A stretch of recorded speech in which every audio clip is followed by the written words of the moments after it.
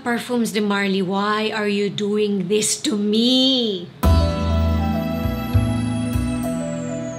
Ang tagal kong pinag-isipan kung bibili ba ako, itetest ko pa ba itong pabango na bagong labas from Parfums de Marly. Actually, medyo matagal-tagal na siya, and this is the Valaya, and I only have this sample kasi nga, alam niyo naman, pag nagkamali kayo kay Parfums de Marly, ang mahal-mahal. So, decant muna tayo, and then pag nagustuhan, tsaka natin pag-ipunan yung full bottle. Bago tayo mag-start dito sa review, i-share ko muna yung makeup na ginamit ko. Yung foundation na ginamit ko is itong Chanel na Le Beige Healthy Glow Foundation, Hydration and Long Wear. And yung ginamit kong lipstick is a lip liner from Rimmel London. And this is the Lasting Finish 725 Tiramisu. And yung parang gloss on top is itong Maracuja Juicy Lip Plump. So, bakit ngayon lang ako bumili nitong sample na to? Kasi sa description nung mga ibang YouTubers na nagre-review nito, ang floral niya. So, parang sabi ko, another floral na naman. Parang yung dating kasi, pag nagre-review sila, parang hindi ko magugustuhan. But buti na lang, bumili ako ng sample nito. Kasi, basahin ko yung notes ko, guys, no? So, sa initial spray, ang ganda. Ang creamy na floral na ang linis. Actually, dito pa lang sa may decant na meron ako, ang creamy-creamy niya. Malinis na laundry detergent or clean sheets na may hint ng sweetness like sa Oriana. Parang marshmallow pero walang marshmallow sa notes nito. Pero mas mahina yung sweetness niya kay Oriana. Scent memory lang guys pero right now kasi parang ang tamis-tamis na niya dito sa bottle So I need to compare those two pero as of the moment, wag na muna para hindi maguluhan yung isip ko, okay? At this point, naiisip ko sa kanya is parang younger sister siya ni Oriana, parang fresher na version kasi nga, sabi ko nga sa memory ko, parang mas matamis si Oriana. Bakit ba kasi gumawa sila ng parang magkahawig lang almost na amoy Alam niyo yun? So, nasa to buy list ko si Oriana for the longest time. Bili lang ako ng bili ng decant nun kasi malakas naman siya. So, parang nabubuhay ako sa decants. Nabasag nga yung isang decant ko. I don't know if na-mention ko yun. Tumalsik siya sa lalagyan. Ang sakit sa dibdib, guys. Kasi alam niyo yung ganito kaliit na decant, matagal yun kasi sobrang lakas and makapit si Parfums de Marly So,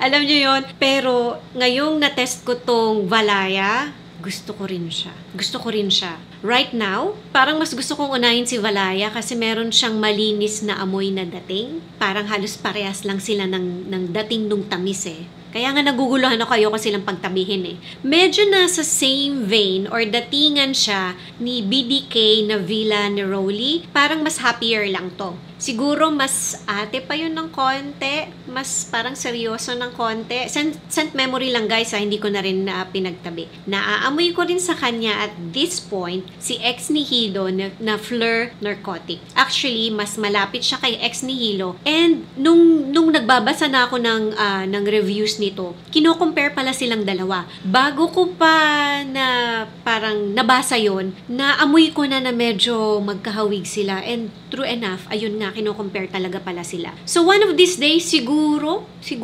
pagko-compare ko silang dalawa, again, hindi na muna ngayon kasi dun pa lang kay Oriana, baka gumulo na yung isip ko lalo pa pagka tinabi ko siya kay Ex Nihilo, no? So, I thought, sabi ko nga kanina, I thought nakakaumay siya na white florals as per reviews ng ibang tao. Kaya naman pala baliw na baliw yung madaming mga YouTubers kasi maganda naman pala siya talaga. Lagi nilang sinasabi, oh, it's so beautiful. Alam niyo naman minsan parang hinahype nila yung pabango, di ba? Lalo na pagka ganitong mamahalin na brand, no? Pero ayun lang, ma-appreciate mo yung ganitong amoy kung mahilig ka sa ganyang type na pabango. After 2 minutes, yung matamis, para na siyang amoy marshmallow na may orange juice na ang fizzy. Ilalagay ko dito yung picture ng bottle nitong Valaya kasi ulitin ko, sample lang yung meron ako kasi baka may magsabi na naman sa inyo, ipakita mo yung bottle. Wala akong bottle pa guys, okay? So, ang sweet nito after 2 minutes, pero ang fresh and ang happy and ang fizzy and parang yung dating niya, parang ang sunny-sunny sa labas na mahangin na hindi ganon kainit. Basically, burr season. December, January, February, parang ganon yung dating.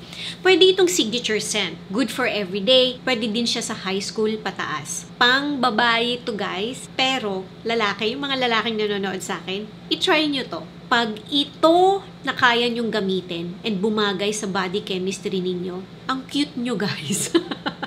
Ang cute niya. Basta ang cute ng dating nito sa lalaki. So, after mga 10 to 15 minutes, mas tatamis pa siya and mas lalakas din yung parang soapy laundry detergent na note niya. Gumuguhit siya sa ilong sa lakas actually. At this point, yung laundry detergent na amoy niya, ang tagal kong inisip, sabi ko, may kaamoy ito eh. May kaamoy ito ng ganito kalamig, ganito kalakas, ganito kalinis, na parang sabon na sabon. And nung na-figure out ko, ang saya ko guys. At this point, kaamoy na niya, yung malinis na dating niya ha, kaamoy niya si Clean Classic na warm cotton. Kung meron kayo nun, magigets niyo yung ibig kong sabihin. And ganun siya kalakas. Yung isang spray, habang tinetest ko, amoy na amoy siya. So kahit mahal siya, actually sulit naman. Ganun naman si Parfums de Marly, no? Ang longevity nito sa skin ko guys ha, nung tinest ko siya, isang spray lang, is 12 hours pataas. So after mga 20 to 30 minutes, para talagang hawig na sila ni Fleur Narcotic. Sabi ko nga, I need to test them both para makita ko yung difference. Gustong gusto ko kasi actually yung Fleur Narcotic. Nanununtok na floral yun eh. Ito talaga ang lakas nung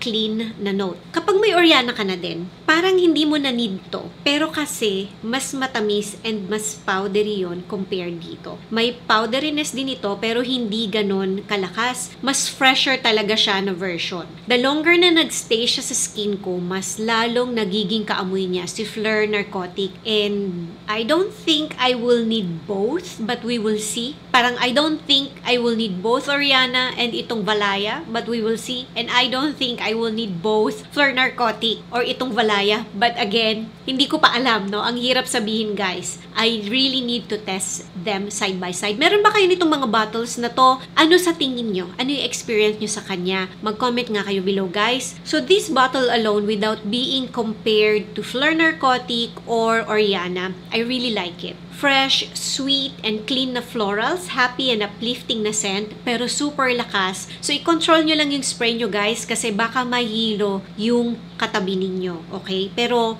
okay siyang gamitin everyday to me ha, kasi floral siya na malinis. Pero, you have to play kung gaano kadami or control kung gaano kadami yung i-spray ninyo para lang hindi kayo maka-offend ng katabi ninyo, lalo na kung sa office or kung sa school ninyo siya gagamitin. So, ayan na guys, yung review ko dito sa Valaya. Nagulat ako dito na gustong-gusto ko siya. Kayo ba? Meron ba kayo nito? Gusto nyo rin ba? Thank you for watching and see you on my next video. Bye!